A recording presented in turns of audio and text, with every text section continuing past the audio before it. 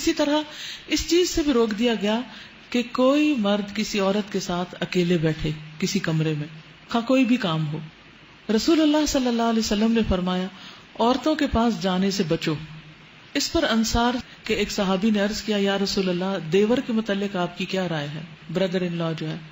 آپ نے فرمایا دیور یا سسرالی رشتہ دار تو موت ہے، یعنی یہ نہیں کہ سب گھر والے چلے جائیں اور دیور بھابھی اکیلے گھر میں رہ جائیں، یہ پسندیدہ نہیں۔ رسول اللہ صلی اللہ علیہ وسلم نے ممبر پر کھڑے ہو کر علل اعلان سب کو فرمایا کوئی آدمی آج کے دن کے بعد کسی عورت کے پاس جس کا شوہر موجود نہ ہو نہ جائے، یعنی ہسبینڈ کی ایبسنس میں کوئی مرد کسی عورت کے پاس نہ جائے۔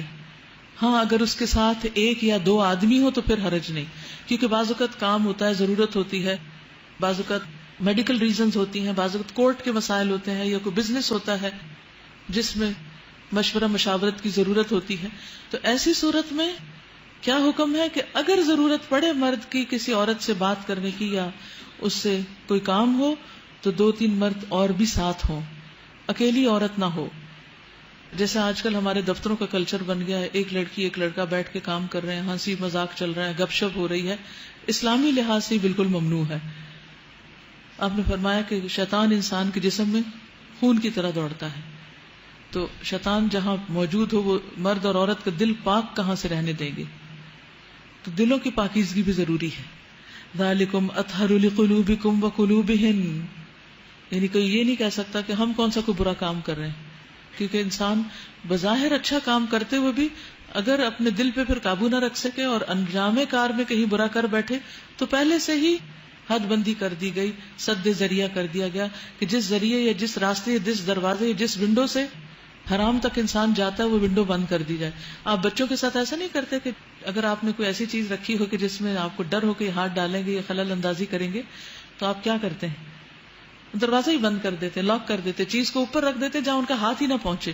تو یہی چیز یہاں کی گئی ہے کہ چیز کو دور کر دو تاکہ پریشانی نہ اٹھانی پڑے۔ اگر ازواج مطہرات کے دلوں کی پاکیزگی کے لیے زیادہ بہتر ہے تو پھر عام لوگوں کے دلوں کی پاکیزگی کا کیا حال ہوگا؟ کیا عام لوگ ان سے زیادہ پاکیزہ ہیں؟ تو پردے کا اصل مقصد کیا ہے؟ قلب و نظر کی طہارت اور عصمت و عزت کی حفاظت، کیونکہ عورت کی عزت و عصمت بہت قیمتی ہے، عورت بہت پریشیس ہے، وہ مردوں کے لیے کھلونا نہیں۔ میری بیٹیاں جب چھوٹی تھی اور ان کو میں نے حجاب کروانے کے لیے کہا تو میں نے ان کو ایک مثال دی کہ جیسے سویٹ چیز کے اوپر مکھیاں آتی ہیں نا، تو اگر مکھی کو بیٹھنے دیا جائے تو کیا ہوگا؟ گندی ہو جائے گی، وہ چیز کھانے کے قابل نہیں رہے گی، بیکار ہو جائے گی۔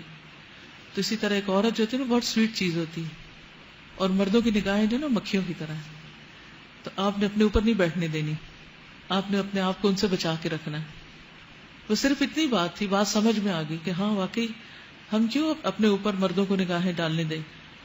تو پردہ کرنا بھی آسان، اور اس کا مقصد اور طہارت جو قلب و نظر کی اور ویسے بھی عزت و آبرو اور عصمت کی حفاظت وہ بھی اس میں موجود۔ تو کسی بھی طرح سے آپ اگر یہ سمجھیں کہ اللہ تعالیٰ ہمارے لیے ہماری ماؤں سے بڑھ کر ہم سے محبت کرنے والا ہے تو وہ احکامات ہمیں کیوں دے رہا ہے؟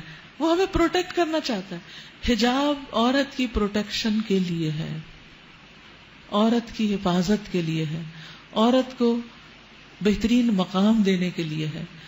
حجاب عورت کو مردوں کے ہاتھوں کھلونا بننے سے بچاتا ہے۔